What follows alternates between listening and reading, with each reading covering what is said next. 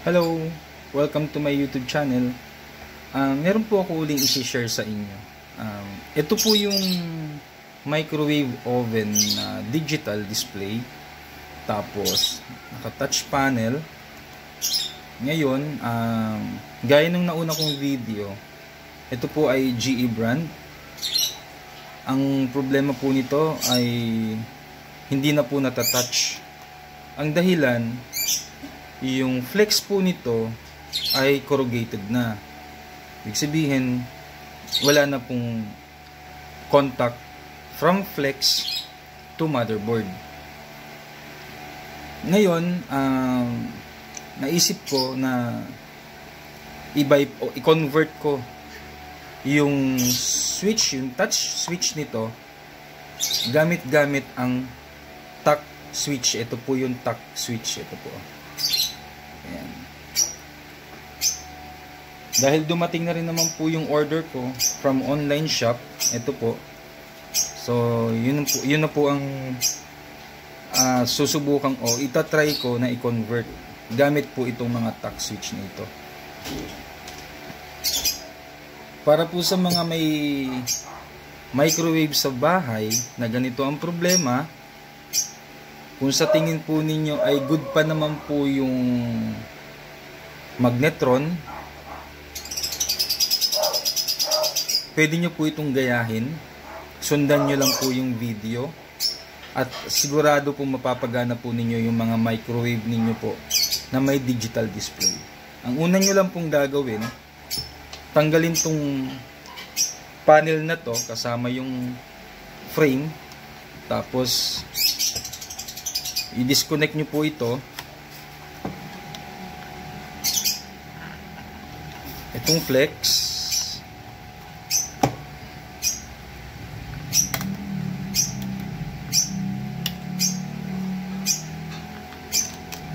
Ayan. Pagkatapos, tanggalin po natin yung board.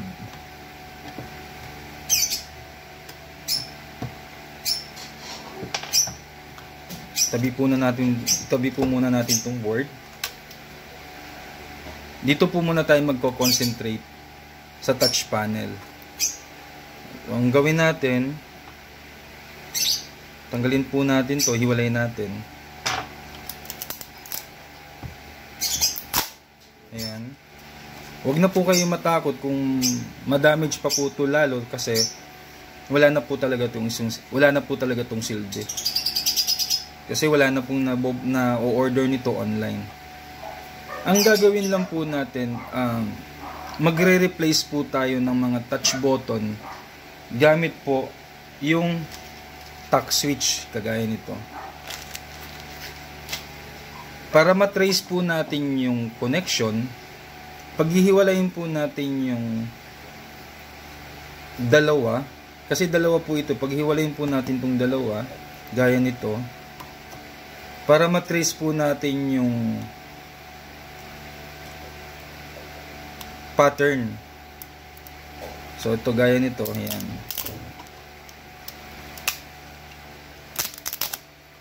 Ayan.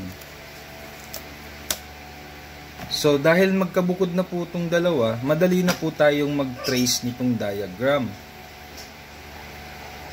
So dahil gagamit tayo ng tuck switch, ang gagawin po natin, bubutasan po natin to kung saan po naka-assign yung mga button.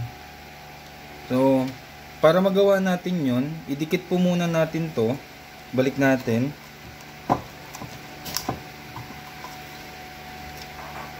Pero importante po, wag nyo po mapupunit para hindi kayo mahirapan mag-trace. So, gaya nyan.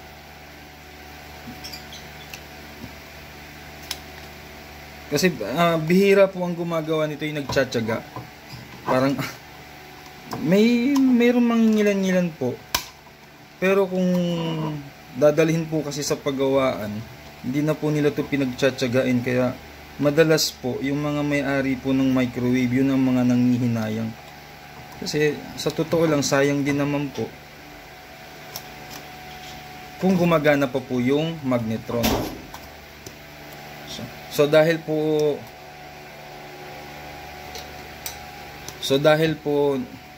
sira na nga po yung touch panel, gagawan po natin ng remedyo. So ito na po, no, naidikit ko na. Ngayon ang gagawin ko po, bubutasan ko to para dun ko po ilalagay yung mga switch gamit po ang drill.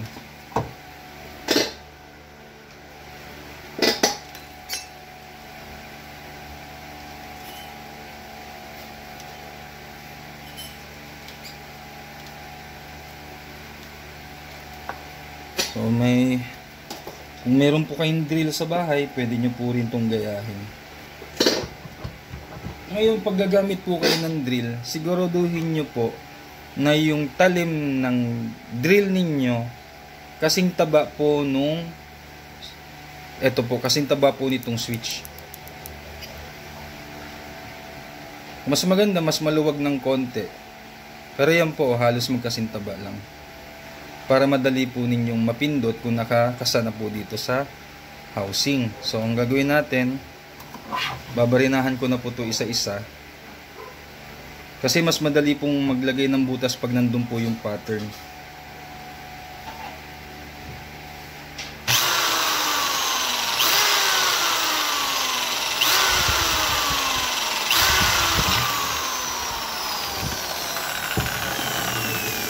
So, ayan, nabutasan ko na yung isa. Then, itry natin kung tama po yung sukat ng butas. Medyo mapurol na po yung bala ng barena ko, yung talim. Kaya nasusunog yung plastic. So try ko. Ayan, saktong-sakto lang sa butas, oh. Yan guys, oh. Nalaglag. Ang kagandahan nito, guys, saktong-sakto lang yung haba ng switch na nabili ko. Na pag napindot mo, hindi masyadong nakausli. Kasi kung nakausli ito ng gusto, magbabawas pa po ako ng kapal. So, dahil saktong-sakto lang yung haba, mapapabilis po yung trabaho ko. So, dahil okay naman po, maluwag naman. Ayan po, maluwag naman. May play yung switch pag ikinabit. Bubutasan ko na po lahat.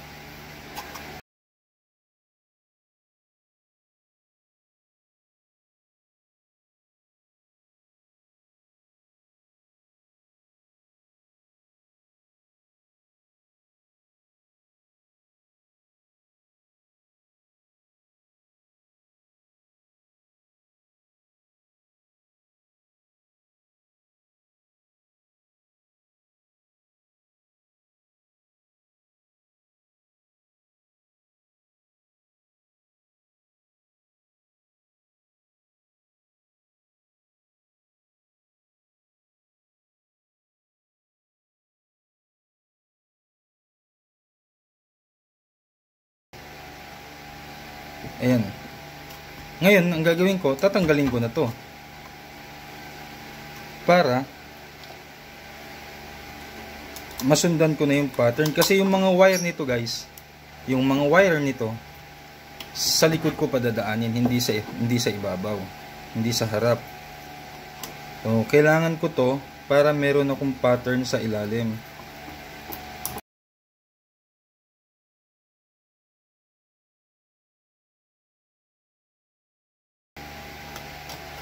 So, ngayon, dahil nabutasan ko na, natanggal ko na rin ito, pinaka-diagram natin, pinaka-pattern, isa-isa ko na pong ilalagay itong tuck switch sa ilalim.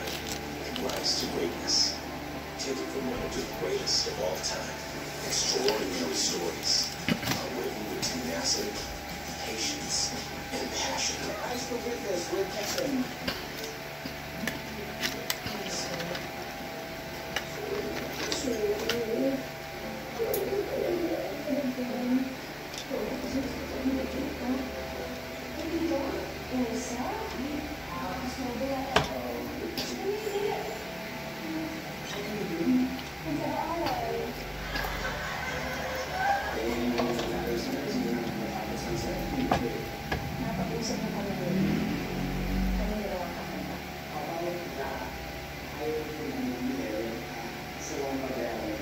Happy lang. Diba? Ay, huwag ka lang mamisyon. Ako lang kulit ang amin, no?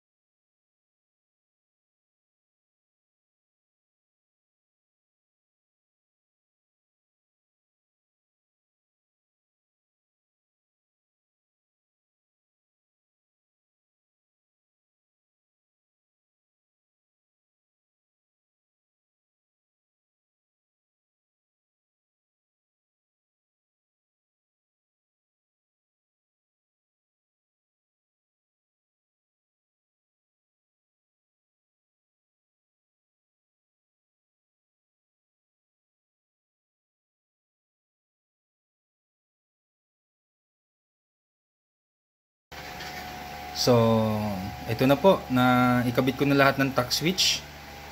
Ang gagawin ko naman ngayon, kukunin ko tong panel, yung pinaka board, itong plastic na to. Iti-trace naman natin kung saan papunta tong mga linya na to, base dito sa pagkaka-arrange ng mga switch. Kagaya nito. Dahil nandito po yung butas, dapat ang pagkakalatag po ninyo nito ay pagganito rin, para hindi kayo maligaw. So, bibigyan ko po kayo ng isang sample, kagaya nito. Itong nasa unahan, iti-trace nyo lang po kung saan ang punta nyan. Gaya nito, galing dito, patawid, papunta rito sa isa, connected dito, connected doon, papunta dito sa dulo, tapos tatakbo rito. Dito naman po ang bagsak. Sa pangalawang pin. Ito po yung pangalawang pin. Ayan. So, ang ibig sabihin ko po, lahat po na ito, ng mga butas na nandito na ginawa ko, ititrace nyo lang po yun hanggang dito sa may dulo. Tapos, lagyan nyo na lang po ng tanda para hindi kayo maligaw. Tapos, ang gawin ninyo, lagyan nyo po dito ng double-sided tape para kung na-connect nyo na po yung mga wire, dito nyo na lang po ididikit para hindi po para hindi kayo malito kung saan dapat yun ikakabit sa board. So, dahil nakakabit na po itong tuck switch, meron pa po akong ipapakita sa inyo. Ang importante po, yung connection. Bago po kayo magkabit o mag-connect ng mga wires, dapat alam nyo po kung saan kayo magtatap. Yung paa po rito, yung paa po dito sa unahan, at saka dito sa bandang baba, magkasama po yan. Isang linya lang po yan. Pansinin nyo po Ito po yung tester ko. Nasa beep sound po yan, continuity. So, ayan po, ilalagay ko po dito. Tapos tutunog po yung tester.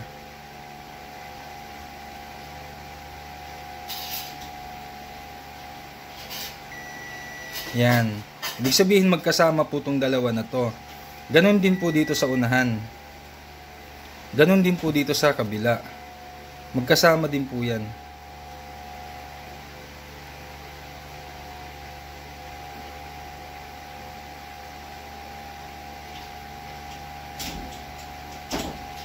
Nalagyan po ata ng pandikit. Ayan po, magkasama po yan. So, ibig sabihin, pag maglalagay po kayo ng wire, hindi po dito sa dalawang to. Isa po dito sa dalawa na to. Hindi po dito. Kasi kung dito po kayo maglalagay ng wire, tapos yung isa dito, shorted po yon. So, ang lalagyan nyo po ng wire ay itong dalawang to kasi hindi po ito magkasama. Tutunog lang po yan pag napindot nyo na po yung switch dito. Pag napindot nyo na po itong switch na to. Pansinin nyo po.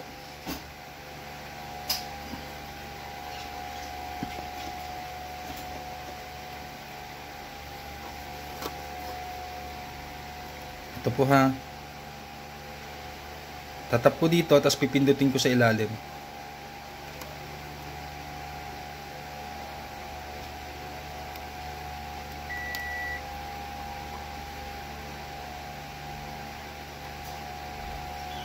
Ayan po.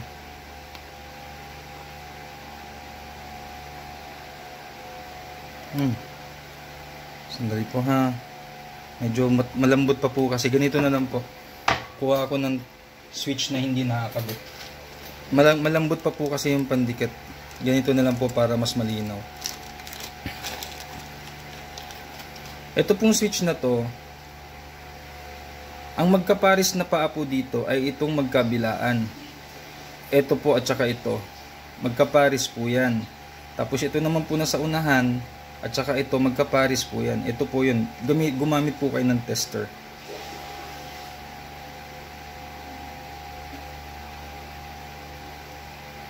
Hindi masyado magdikit eh. Mali ha.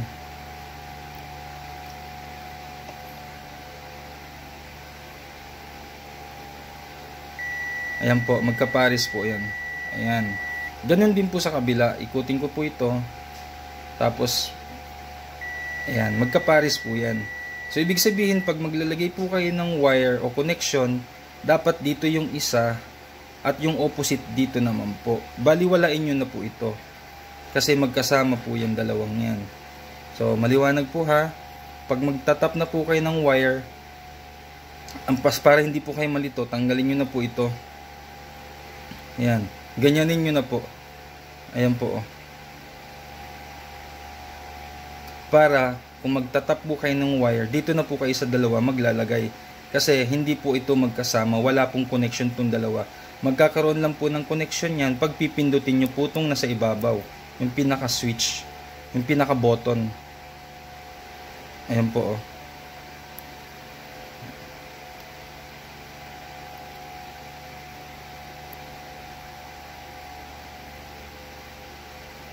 Ayan po ha, pipindutin ko po. Ayan. Pag pindot ko, tutunog. Pag bibitawan ko yung button, mawawala po yung tunog. So, dito po kayo maglalagay ng connection sa dalawang to. So, yun po. So, ngayon, dahil nakakabit na po lahat, ang gagawin ko na lang po, lalagyan ko na lang po ng mga wires para ma-series ko na po yung mga switches. Para hindi po kayo malito, habang nagkakabit po kayo ng mga wire, itabi nyo po ito. Pagsamahin nyo po itong dalawa. Para meron po kayong guide o pattern. Ulitin ko po, lagyan nyo po ng ng double-sided tape dito para hindi po kayo maligaw. So, yun po. Umpisahan ko na po. So, dito ko po ilalagay yung tape para dito ko mamaya ididikit yung mga wire na nilagay ko.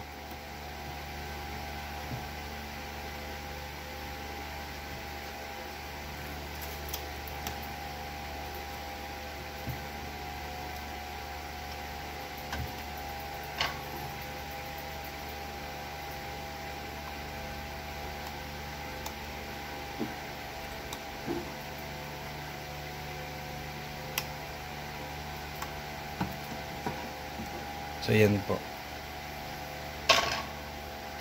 Sundan nyo na lang po mamaya o panoorin nyo na lang po mamaya kung paano ko po gagawin.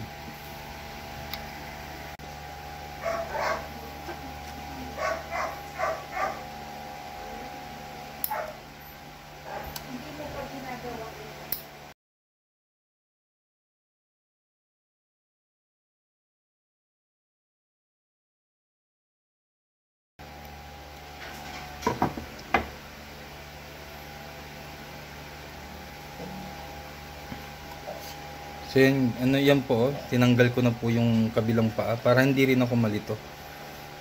So sisimulan ko na po maglagay ng connection.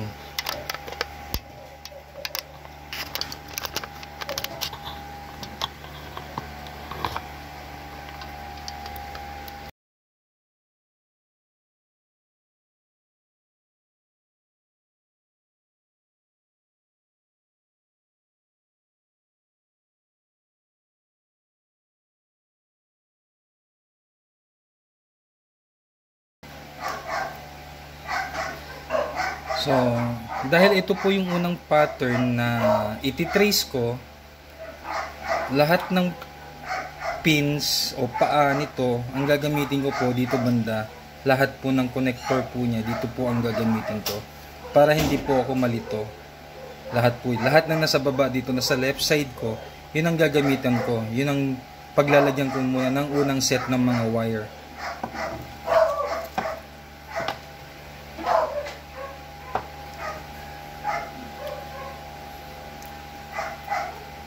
So, tataniman ko muna ng tingga para hindi ako mahirapan mamaya maglagay ng jumper.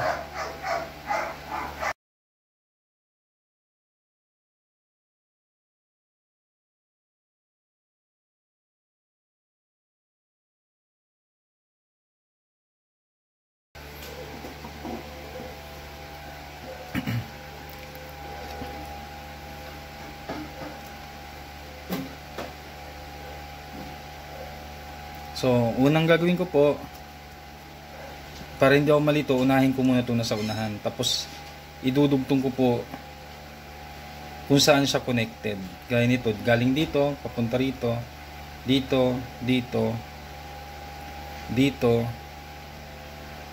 tapos, andito na po kagad sa dulo.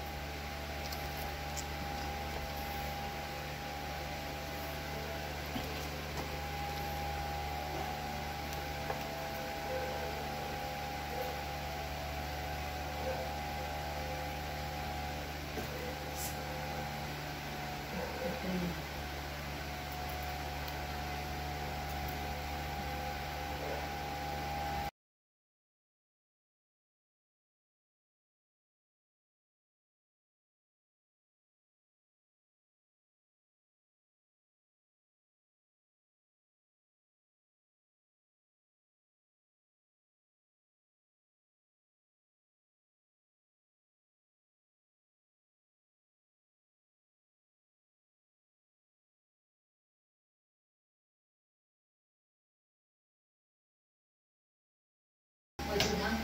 Tigil-tigil mo ko ha. Kaya ako minamalas eh. Gana? Kahapon pa kaya? Kung hindi kaya kagabi, di sana nalaman mo. Diba, Pipito? Dito? Ma! May kuryente na! Ma! Tingnan na! Oo na! Ano ka may sunog? Beta? Beta! Ano? Nakatutugan na naman magpapakot.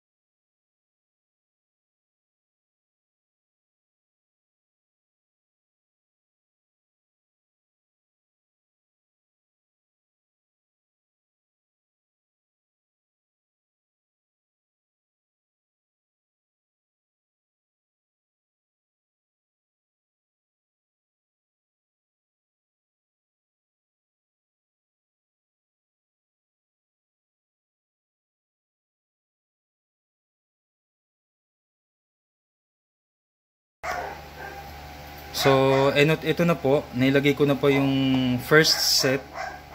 So, na-trace ko na rin. Na-double check ko na rin yung mga connection. Tama naman po lahat. Tapos, ang ginawa ko, isa-isa ko po itong itinrace na rin. Kumbaga, in-arrange ko na rin po ito isa-isa. Para tama po yung pag-iihinan ko mamaya. Yung pagkakasunod-sunod po nito. Ayan po. So, ang isusunod ko naman pong ilalagay, yung dito naman po sa second set. Ito naman po yung ilalagay ko. So, dahil naglagay na po ako dito sa lahat ng terminal, dito banda, sa right side ko, lahat naman ng connection na gagawin ko ngayon ay nandito naman sa left side ko. Sa ganitong posisyon. So, ito po yun.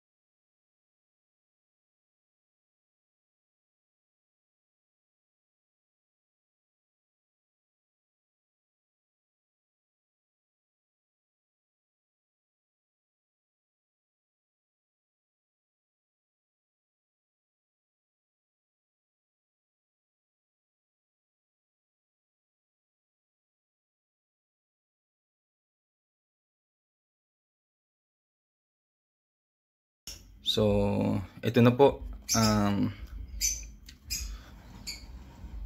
Mamaya mag-contact tracing ako. Tapos po, i-connect ko muna to dito kasi medyo mahirap mag-tracing dahil ito po kasi traced, coated po ito. So kahit maglagay po ako ng tester sa wire na to, wala po tayong maririnig na beep dahil yung wire na ginamit ko po is coated. Ito po yun. Try ko pong kumuha ng isa, tapos kukunik ko dito sa kabila. Katabi lang din, isang wire lang to.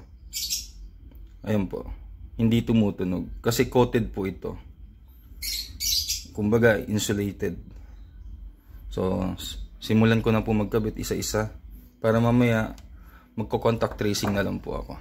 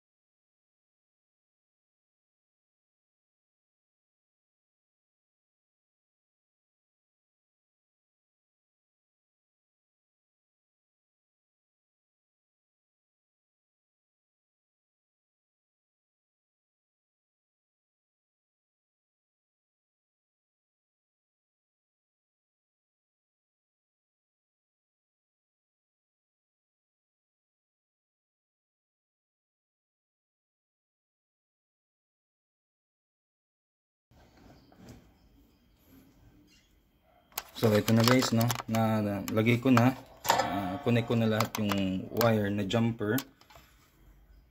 So ngayon mag-check ako ng connection galing sa board papunta dun sa switch. Double check ko lang para sigurado na hindi magkakaroon ng problema.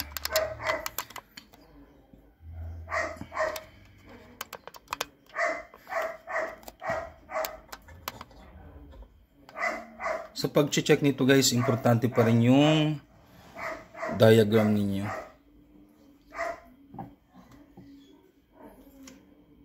Ito yung pinaka-pattern. Importante yan, dapat nakaharap sa inyo.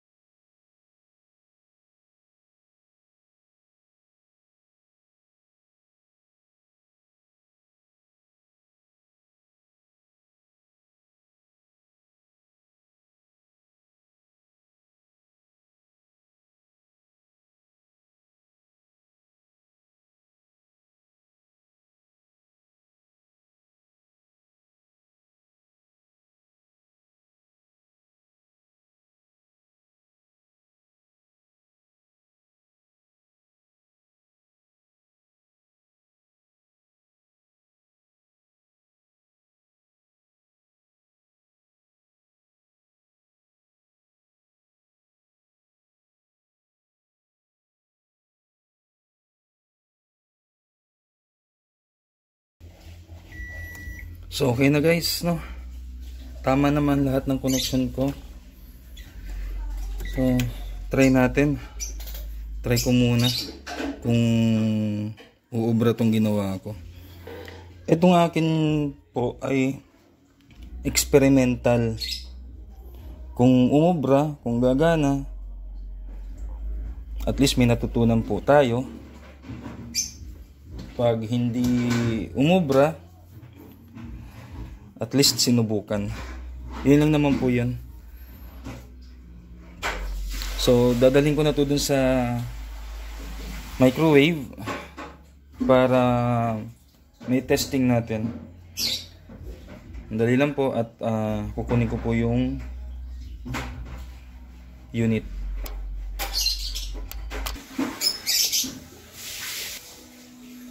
So dahil ilalagay ko na guys sa board, ilalagay ko na dun mismo sa unit. Lalagyan ko lang ng konting protection para pag nagsalpak tayo o nagsalpak ako, hindi magkakaroon ng short. So babalutan ko muna nito ng UV protector. Ito guys, oh, UV curing solder, para makaiwas lang po sa short.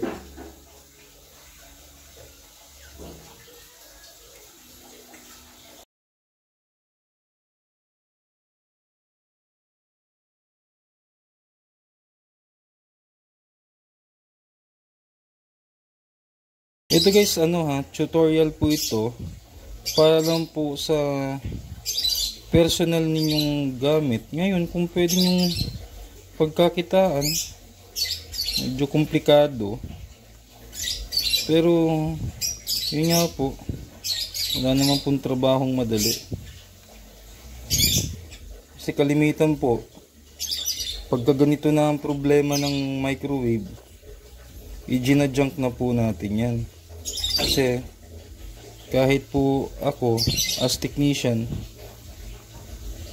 kung wala pong pasensya,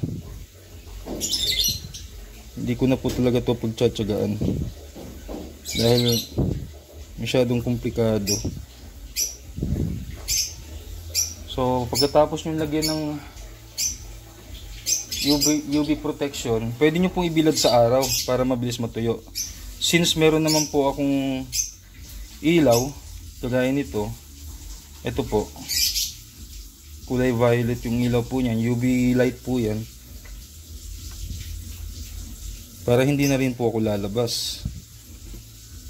Pero kung wala pa po kayo nitong UV light, sa araw po mas mabilis matuyo.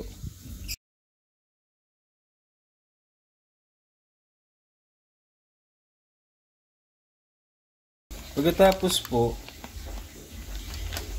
mamaya papakita ko para saan itong papel. Temporary lang po ito, papalitan ko po ito ng karton. Pag permanent po nang ilalagay, dito ko lang po ito ilalagay, oh. Sa pin lang po para hindi tumama po yung mga switch sa board.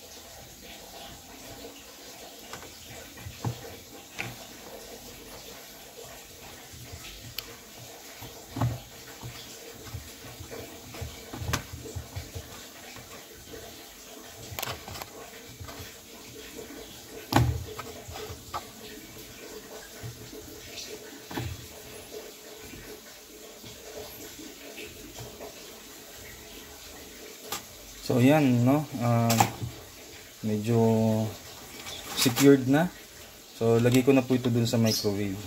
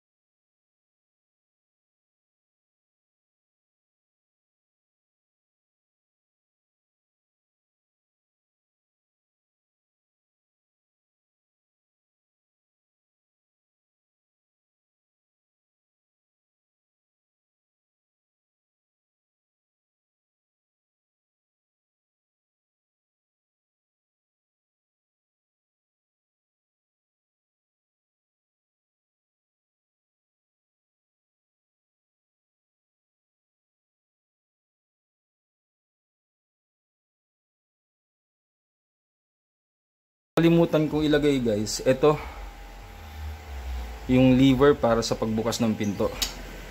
Para mabuksan yan, susungkitin ko na naman dito sa ilalim para mag-open lang yung pinto. Ayan. So, tanggalin ko uli.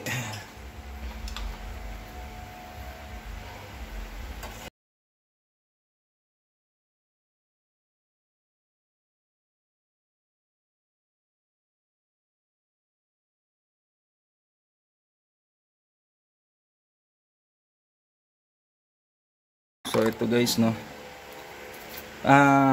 Ito puputulin na natin 'to. Wala na tong gamit. Pwede namang tastasin. Kasi wala na tong silbi, ito wala na 'to. Kasi ito po yung sira.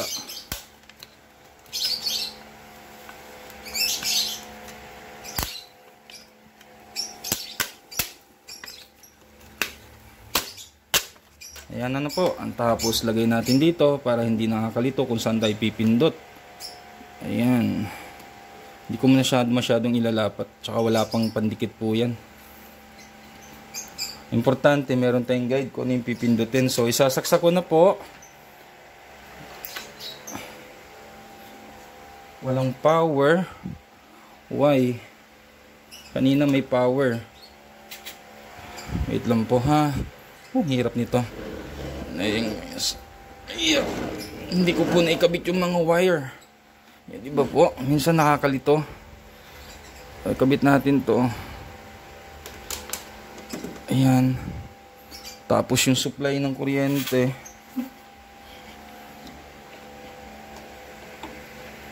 Ayan. So good to go na. Ikot ulit.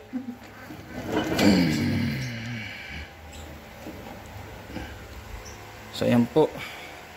Saksak natin. So ayan po, may power na, no? Try nating ilagay sa paano ba to? Di rin ako marunong nito guys eh. Power 1 minute. Cancel.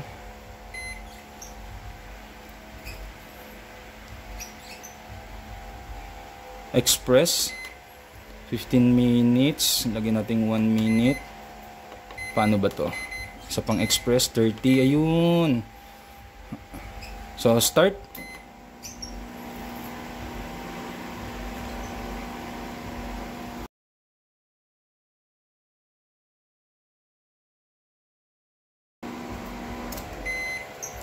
So yun na po, try natin, tignan natin kung uminit. Naku, kulang. Medyo kulang pa po, no? Mainit na, pero hindi pa ganun kainit. Try nating dagdagan. Express. Isa pang express. Gawin nating 2 minutes. Tapos start.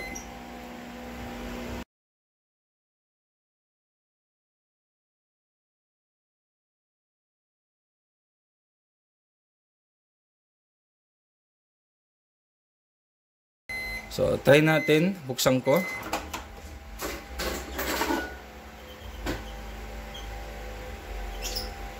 So, mahina ng magnetron nito, guys. Mahina na yung magnetron. Pero uminit. Ano kayang pwedeng gawin dito?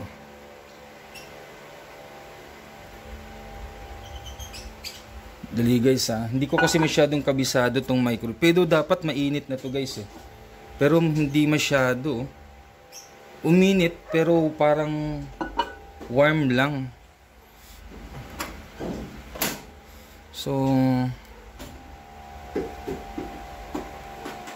paano kaya to?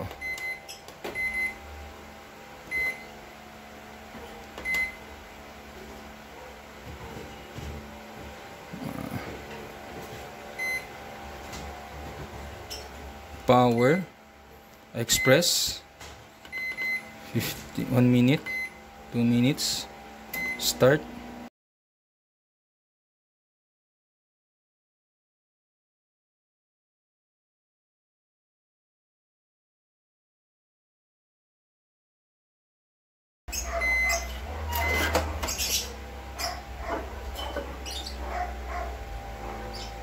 So guys, mahina na talaga yung magnetron nito guys.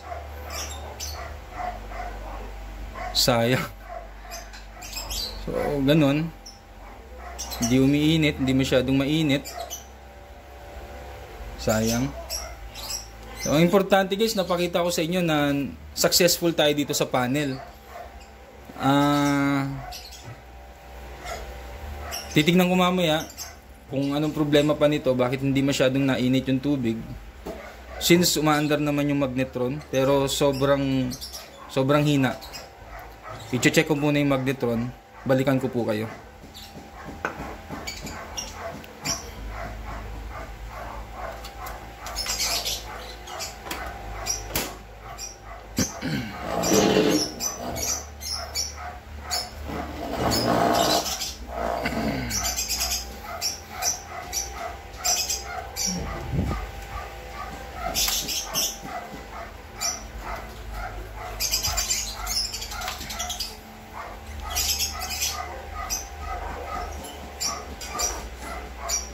Hindi masyadong mainit eh.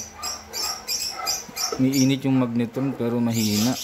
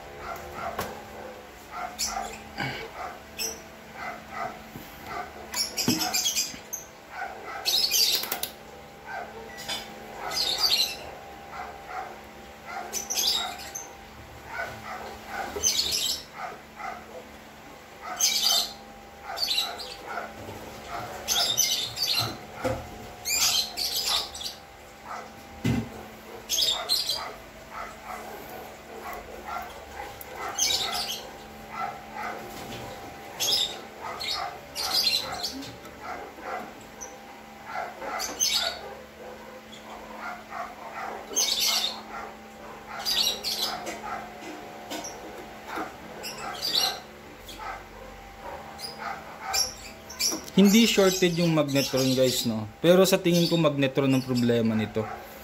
So ngayon, ang gagawin ko, meron nata ako dong magnetron na isa. Try kong iswap. Tapos check natin kung uubra. Pause ko lang po muna saglit.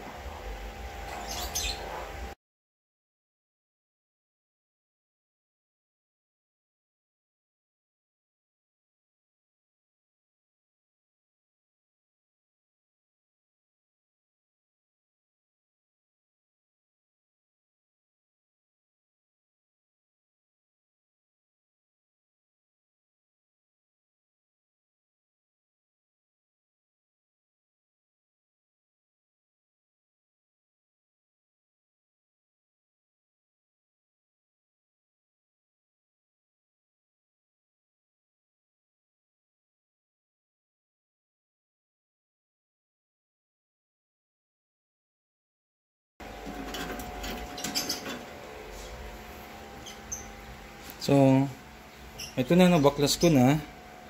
Ito yung ipapalit natin. Same size ata. So, halos pareho naman.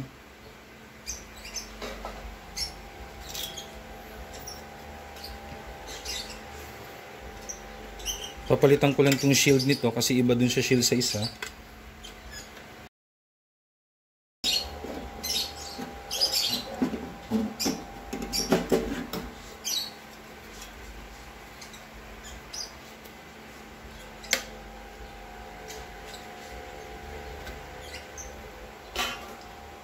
Medyo maliit lang to ng konti. Pero tignan natin kung uubra. Importante mapainit natin yung tubig.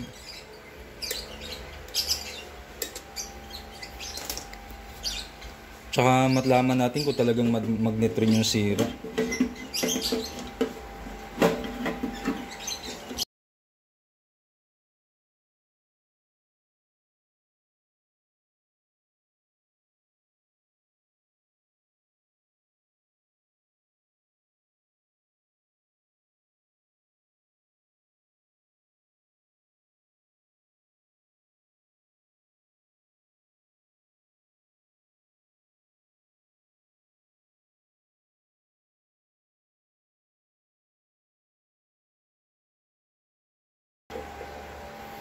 So, check natin kung okay, sana okay. Para mabigyan na natin sa may-ari to.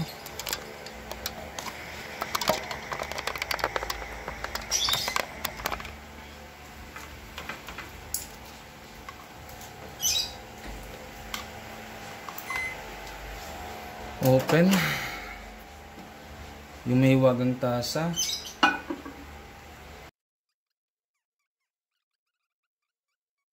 Express 1 minute, start.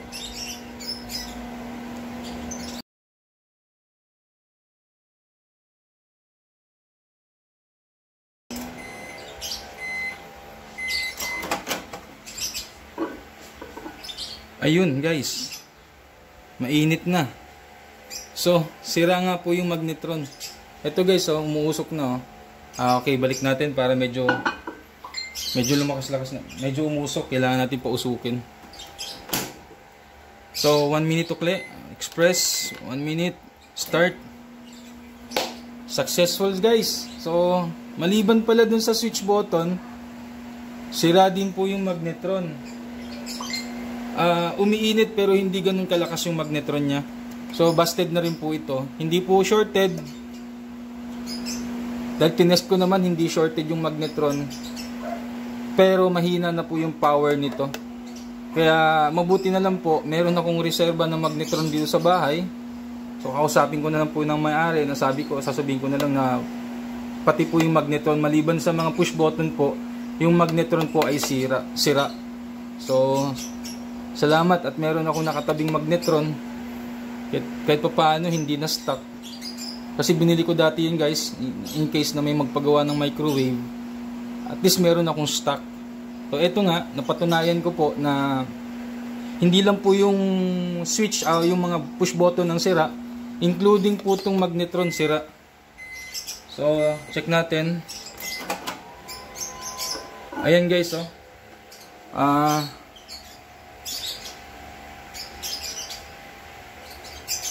Ayan po, umuusok. Ayan. Kita po ba? Ayan, oh. So maganda siguro kulay itim yung tasa para makita ng stock. Walang po kung itim na tasa. Salamat po sa nabakan ng magnetron. Sorry, tumakong siya.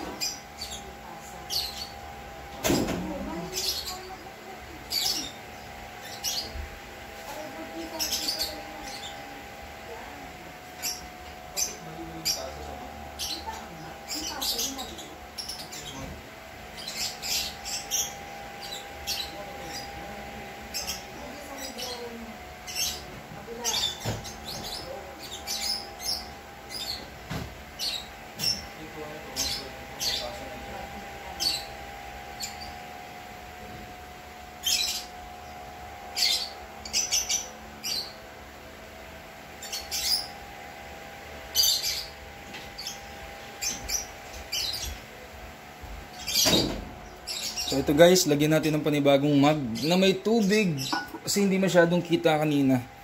So sarado natin. Express 2 minutes na natin, start. Yuhuu! So na guys, masaya lang ako kasi kahit pa paano nagawa natin ng solution yung problema ng microwave. So, meron pa po akong isang gagawin, ganun din po ang senaryo. Sira din po yung mga push button. Ito naman po yun, Whirlpool. Ito po. Ganon din po ang problema. Ito pa rin pong flex ang sira. Pero sana okay po yung magnetron nun dahil wala na po akong stock ng magnetron. So, hintayin na lang po natin na uminit para maibigay ko na po dun sa may-ari. Pero bago ko ito ibigay, lilinisan ko po muna yung loob tapos assemblein bago ko ihatid po. So, hintayin ko na lang po yung tasa na matapos o yung mug, yung timer, hintayin ko lang matapos. Tapos pag nakita nyo na po na umuusok yung loob ng mug o yung tubig sa mug, tsaka ko na po puputulin yung video.